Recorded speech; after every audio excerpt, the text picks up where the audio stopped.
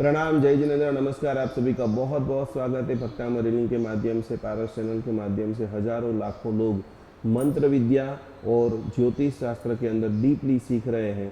तो आज ऐसे परम पवित्र शासन प्रभावक पूज्य गुरुदेव लाभेश विजय जी महाराज साहब जी की, जिन्होंने एस्ट्रोलॉजी के ऊपर करीबन 7 से ज़्यादा बड़े बड़े ग्रंथ, जिनमें अभी अभी जो एक लॉन्च हुआ है, जिनके अंदर लगभग सारी एस्ट्रोलॉजी की बात आ चुकी है, वैसे परम वंदनीय प्रातः स्मरणीय जिनकी एक पुस्तिका कालसर्प योग की, जिसके माध्यम से लाखों लोगों ने जैन विधि से कालसर्प योग की साधना की है, प्रभु पार्श्वनाथ परमात्मा की साधना की है, और यही और भी बहुत सारी आगे आगे हम देखेंगे।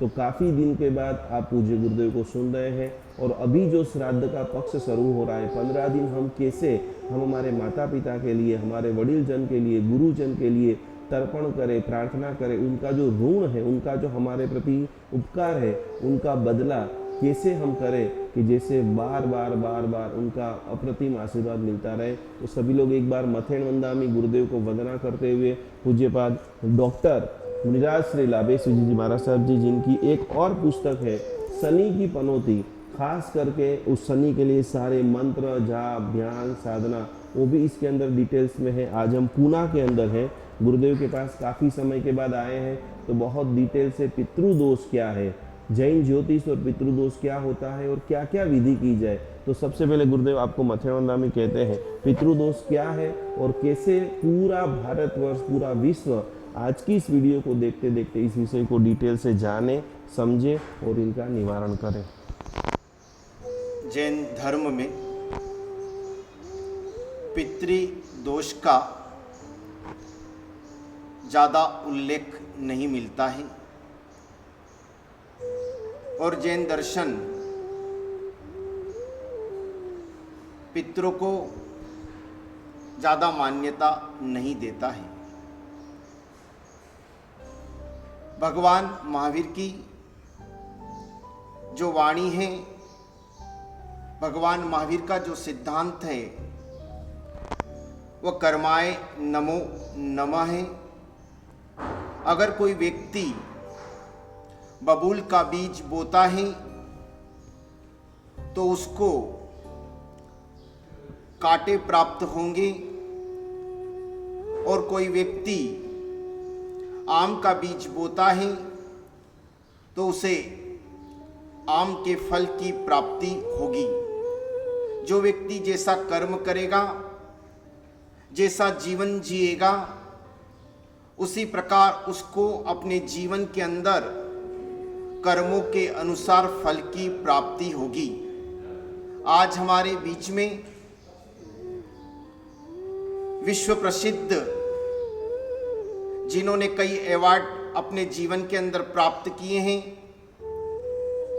कई साधु संतों का, कई आचार्य भगवंतों का जिनको आशीर्वाद मिला हुआ है, ऐसे अहमदाबाद से जन जन के प्रिय ऐसे निकुंज गुरुजी आज विशेष रूप से पितृदोष समझाने के लिए कि पितृदोष कैसे होता है और इस पितृदोष का निवारण जैन दर्शन में किस प्रकार बताया है, भगवान महावीर की वाणी को समझते हुए हमें अपने जीवन के अंदर हमेशा सत्कर्म करना चाहिए।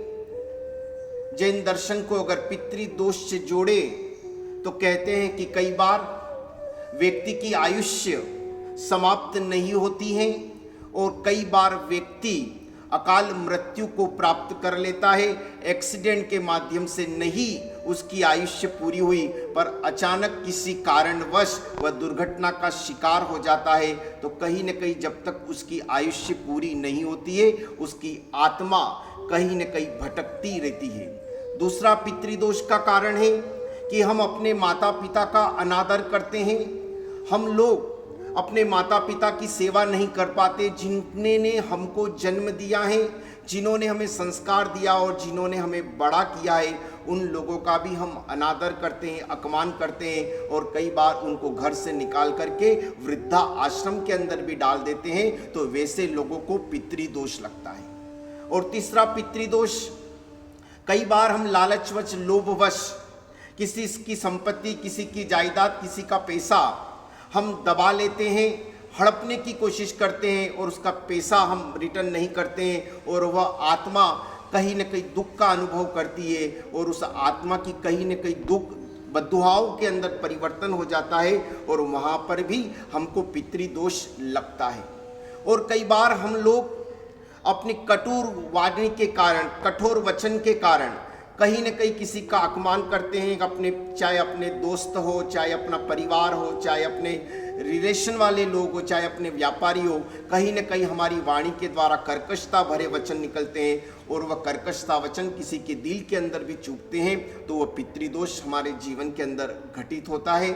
और चौथा और कारण जो पितृदोष का है, कई बार हम तीर्थों के अंदर हम आसाधना कर देते हैं, कई बार हम हमारे तीर्थंकर परमात्मा की आसाधना कर देते हैं, कई बार साधु साधु भगवंतों के बारे में हम निंदा करते हैं, तब भी हमें पितृदोष लगता है।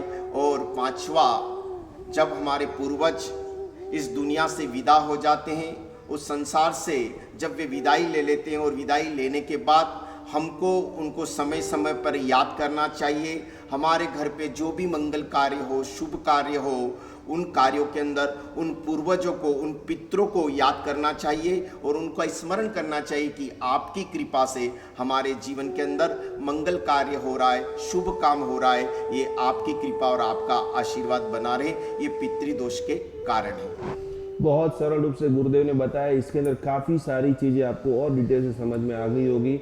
बहुत सारे लोग एस्ट्रोलॉजी के हिसाब से, कुंडली के हिसाब से भी क्या पितृदोष होता है, तो वो विषय के बारे में जानना चाहते हैं कि कुंडली से कैसे पितृदोष का निर्माण होता है।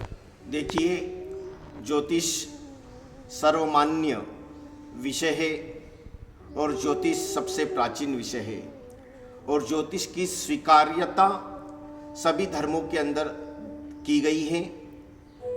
हमारे ज्योतिष के अंदर कई बार कुंडली के अंदर पितृदोष होता है और वो पितृदोष कैसे होता है उसको समझना बहुत जरूरी है।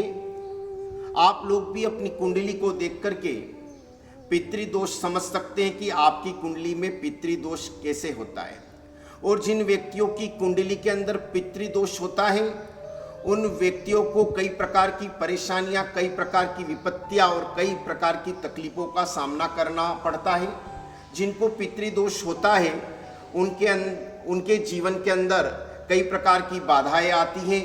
कई लोगों के जो विवाह होते हैं वह विवाह के अंदर देर होती है, विवाह के अंदर कई प्रकार की तकलीफ होती है, बात नहीं बैठ पाती है, तो विवाह के अंदर बाधा आना, इसका भी मतलब है पितृदोष कुंडली में होना। दूसरा, कई बार घर के अंदर हमारे क्लेश का वातावरण बना रहता है, घर के अंदर अशांति का वातावरण बना रहता है और घर के जो सदस्य होते हैं कहीं ना कहीं छोटी छोटी बातों के लिए घर में क्लेश, अशांति का वातावरण बन जाता है, झगड़े होते हैं, उसका भी एक कारण है पितृदोष। तीसरा कारण है पितृदोष का कि पितृदोष जिनकी कुंडलियों में होता है उनके घरों के अंदर कभी मेडिकल खत्म नहीं होता, एक ने एक रोग उनके जीवन के अंदर चालू होता है, वो कहीं न कहीं पितृदोष का कारण है। और पांचवा, कई बार हमारे घरों के अंदर, हमारे व्यापार के अंदर बरकत नहीं होती है। जो इनकम, जो लक्ष्मी की आय, जो लक्ष्मी की अभिवृद्धि हमारे व्यापार के अंदर, हमारे घर के अंदर होना चाहिए, हम कितनी भी मेहनत करते हैं और बहुत कोशिश करते हैं कि हम हमारा बैलेंस बढ़ाए और मेहनत करने के बाद भी हमको लाभ की प्राप्ति नहीं होती है, उसका भी एक कारण है पितृदोष। और कई बार हमारे घर के अंदर कोई अपंग का, कोई गूंगे का और किसी भी ऐसे मंदबुद्धि व्यक्ति का जन्म हो जाता है तो उसका भी एक कारण है पितृदोष। कई बार जीवन तकलीफों में, परेशानी में, जब घर के अंदर 33 साल, 50-50 साल, और ये पितृदोष सिर्फ एक व्यक्ति को नहीं रहता है, ये परिवार के कई सदस्यों को पीढ़ियां दर पीढ़ियां होने के कारण ये पितृदोष उनके घरों के अंदर रहता है। तो ये कुंडली के अंदर जो होता है, ये सूर्य देव का कारण है, सूर्य ऊर्जा का कारण है, सूर्य पूर्वजों का कारण है, सूर्य पितरों का कारण है। और उस सूर्य ग्रह पर जब राहु और सूर्य एक साथ कुंडली के अंदर बैठ जाते हैं, सूर्य और शनि एक साथ कुंडली के अंदर बैठ जाते हैं, तो पितृदोष कुंडली के अंदर घटित होता है। और जिस स्थान पर 12 भाव है कुंडली के अंदर, और 12 भावों के अंदर जिस भाव के अंदर ये सूर्य राहु की युति होती है, सूर्य शनि की युति होती है, वो कहीं न कहीं उस भाव के फल को यह नष्ट करता है। और सूर्य राहु और सूर्य शनि मतलब ये उस व्यक्ति की जिस व्यक्ति की कुंडली में होता है उसको कहीं न कहीं ये पितृदोष का सामना करना पड़ता है, श्रापित दोष है। और कहीं न कहीं हमारे पूर्वजों द्वारा, हमारे परिवार के किसी वरिष्ठ सदस्य द्वारा कोई न कोई ऐसा काम हुआ है तो जिसके कारण कई बार वह पिता उस कर्म को नहीं भोग पाता है, तो कहीं न कहीं उसकी पीढ़ियों को वो पाप का फल भोगना पड़ता है। और जिसकी कुंडली में सूर्य राहु अगर दूसरे भाव में है तो कहीं न कहीं उसके परिवार के किसी भी सदस्य द्वारा कोई न कोई गलत कार्य हुआ है। जब दूसरे भाव में होता है तो कहीं न कहीं वह नुकसान करता है। और विशेष करके नौवां भाव भी पितरों का कारक है, पिता का कारक है। और सूर्य राहु अगर 90वें भाव के अंदर बैठे भी हुए हो तो उसके अपने पिता के साथ उस बेटे के संबंध कभी अच्छे नहीं रहते हैं। और कहीं न कहीं पिता और पुत्र के अंदर ये कुंडली के अंदर अनबन बनी रहती है। सूर्य और राहु जहाँ पर बैठे हैं मतलब समझ लिए उस भाव का फल आपको नहीं मिलेगा और आपको वह पितृदोष का सामना करना पड़ेगा। सूर्य शनि जहाँ पर बैठे हुए होंगे वहाँ आपको पितृदोष का सामना करना पड़ेगा। और शनि या सूर्य अगर शनि के नक्षत्रों में भी है तो वह पितृदोष घटित होता है। तो कुंडली के अंदर एक सामान्य सी बात है, जैसे कि सूर्य राहु की जहाँ युति होगी वहाँ पितृदोष होगा, और राहु और गुरु की जहाँ युति होगी वहाँ चांडाल्य होगा, वहाँ कहीं न कहीं देवताओं का दोष, अपने पूर्वजों के साथ साथ देवताओं का दोष, कुल देवता का दोष भी वहाँ लगेगा। और तीसरा शुक्र और राहु, ये कहीं न कहीं शुक्र और केतु ये कहीं न कहीं देवी दोष के कारण है। तो जिन लोगों की कुंडली में ये पितृदोष होता है उन लोगों को निश्चित रूप से धर्म की आराधना करनी चाहिए। बहुत सरल रूप से गुरुदेव ने बताया, तो जरूर एक बार अपनी पत्रिका कुंडली का एनालिसिस कराएं, उस प्रकार की मंत्र जाप आराधना करें। गुरुदेव आपने लक्षण भी बता दिए हैं, कुंडली का भी एनालिसिस बता दिया है। अब सामान्य व्यक्ति ऐसे छोटे छोटे क्या प्रयोग करे कि ये देवी दोष है, देव दोष है, गुरु दोष है, पितृदोष है, कोई जगह पे कहीं वचन दे दिया है और वो नहीं कर पाए हैं, तो उनमें से वो इजीली पहले तो इसकी पूजा कराए। लेकिन ऐसे छोटे छोटे गांव में ज़्यादा कोई चीज़ें अवेलेबल नहीं है, तो ऐसे कोई मंत्र जाप है, ऐसी कोई साधना, ऐसे छोटे छोटे क्या टोटके हैं जो करके इन दोषों में से मुक्ति पा सकते हैं? गृहस्थ जीवन में 3 मुख्य आधार हैं जी। सबसे पहला कुल देवता, दूसरा आधार है कुल देवी, और तीसरा आधार है हमारे पूर्वज। पूर्वज प्रसन्न रहेंगे तो कुल की अभिवृद्धि होगी, परिवार में आनंद मंगल छाया रहेगा, प्रसन्नता बनी रहेगी। और आपके घर के अंदर पूर्वज प्रसन्न होंगे तो मंगल कार्य होते रहेंगे। अभी निकुंज गुरु जी ने कहा गुरुदेव कि पितृदोष का निवारण कैसे होता है। पितृदोष का निवारण सामान्य रूप से कई ऐसे छोटे छोटे टोटके हैं, कई ऐसे छोटे छोटे प्रयोग हैं जिनके माध्यम से आप पितृदोष का निवारण कर सकते हैं। अभी थोड़े दिन बाद श्राद्ध का महीना आएगा, पितृपक्ष का महीना आएगा। कहते हैं कि हमारे पूर्वज और हमारे पीढ़ियाँ जिस तिथि के अंदर देवलोक हुई है उसी तिथि पर उनकी शांति करना चाहिए, उसी तिथि पर उनकी श्राद्ध करना चाहिए, उनको प्रसन्न करना चाहिए। उन तिथियों का हमें विशेष ख्याल रखना चाहिए। और उसमें भी अगर हम तिथियों पे नहीं कर पाए तो अमावस्या के अंदर सर्व पितरों की, सारे पितरों की शांति अमावस्या के दिन होती है, ये विशेष ध्यान रखना। और जिन लोगों को पितृदोष है, जिनको श्रापित दोष है और जिनको काल सर्प दोष है, उन आत्माओं को अमावस्या के दिन अपने पितरों की फोटो रखना चाहिए। और पितरों की फोटो रख करके एक भोजन की थाली उनको पानी सहित एक लोटा भर करके उनके सामने रखना चाहिए। और 2 कंडे लेकर के उनको गैस पर गर्म करके उन कंडों को उनके सामने रख करके घी और गूगल की आहुति उनको देना चाहिए। आप अगर हर अमावस्या को ये प्रयोग करते हैं तो निश्चित रूप से आपके पितृ आप पे प्रसन्न होंगे, आपके पितरों का आशीर्वाद आपको मिलता रहेगा।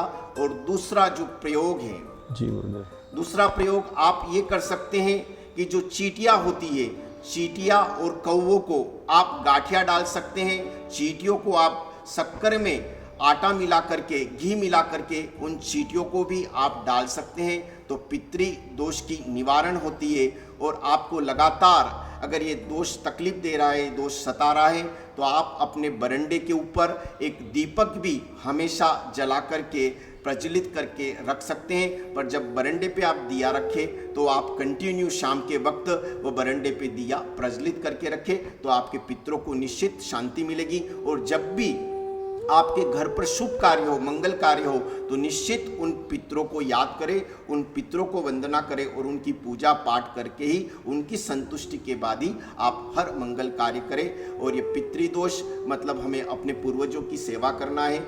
हमारे जो सदस्य इस संसार से विदा हो गए और इस संसार की इस पूरे इस ब्रह्मांड में, इस 14 राजलोक में वह आत्मा जहाँ कहीं पर भी हो, उस आत्मा के लिए आत्म शांति की, उनके जीवन में शांति मिले, वह कार्य करते रहना चाहिए। और ऐसा कोई कार्य हमें अपने जीवन के अंदर नहीं करना चाहिए जिससे हमारा कुल लज्जित हो, हमारे पूर्वज शर्मिंदा हो। इस बात का विशेष हम लोगों को ध्यान रखना चाहिए।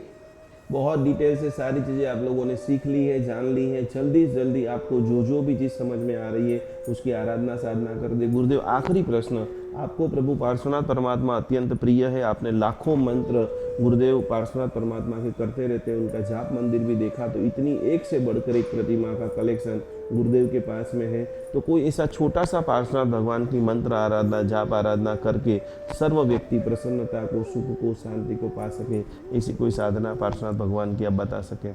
जी, बहुत अच्छा प्रश्न हमारे निकुंज गुरुजी ने पूछा कि आप पार्श्वनाथ भगवान के आराधक हैं और आपके पास अप्रतिम आपका साधना मंदिर भी है, तो आपने बहुत ही पार्श्वनाथ प्रभु का अनुभव किया होगा, साधना के माध्यम से बहुत कुछ प्राप्त किया होगा। निश्चित आज वर्तमान में सभी तीर्थंकरों के अंदर अगर विशेष प्रकार का अगर किसी का पुण्य है तो वह पार्श्वनाथ भगवान का पुण्य है। सभी तीर्थंकरों के अंदर अगर किसी को टाइटल लगता है तो मात्र एक पार्श्वनाथ भगवान को टाइटल लगता है, जो पुरुषा दानी पार्श्वनाथ भगवान। एक तीर्थंकर सिर्फ एक मात्र ऐसे हैं जिनको पुरुषादानी टाइटल लगता है, जिनका विशेष पुरुषों में जिनका विशेष पुण्य है। जितने भी मंदिर, जितने भी तीर्थ आप देखेंगे, ज़्यादा से ज़्यादा पार्श्वनाथ भगवान का करने को मिलेगा।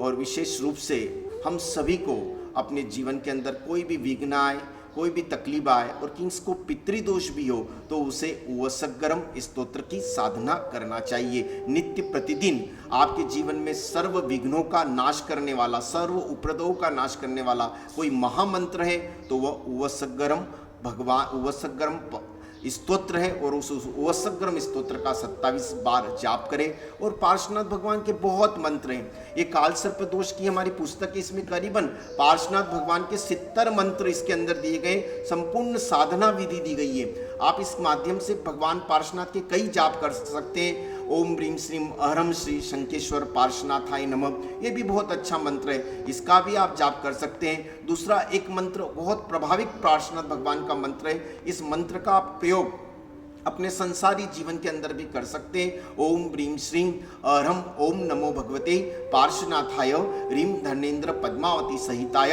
अट्टे मट्टे क्षुद्रे विघट्टे क्षुद्रान स्तंभय स्तंभय दुष्टान चूरय चूरय मनोवांछितम पूरय पूरय स्वाहा। इस मंत्र को भी आप प्रतिदिन 27 बार गिने। आपको कोई परेशान कर रहा, कोई तकलीफ दे रहा है, तो इस मंत्र का प्रयोग करते रहे, निश्चित आपको सफलता मिलेगी। ये मंत्र, तीनों मंत्र बहुत प्रभावशाली है। और कई पार्श्वनाथ भगवान के मंत्र हैं जो नमीउन के अंदर भी, स्तोत्र के अंदर जो नमीउन के मंत्र हैं, अष्टाक्षरी मंत्र, वो भी बहुत सुंदर मंत्र हैं, उनका भी आप अपने जीवन के अंदर जाप कर सकते हैं। तो ये बहुत सारी मंत्र साधना पूज्य डॉक्टर मुंडीराज श्री लाभेश विजय जी महाराज जी, जिन्होंने मंत्र के अंदर, एस्ट्रोलॉजी के अंदर डीपली जिन्होंने PhD किया है, डॉक्टरेट हुए हैं, और आपने स्वयं छोटी छोटी बातों को जाना है, समझा है। मैक्सिमम आप ये सारी आराधना करें और आपके सारे रिश्तेदारों को ये वीडियो भेज करके जैन शासन का जय जयकार और हर उन तकलीफ वाले व्यक्ति के जीवन के अंदर मुस्कान लाए। यही भावधारा के साथ में सभी को प्रणाम। जय जिनेंद्र, नमस्कार।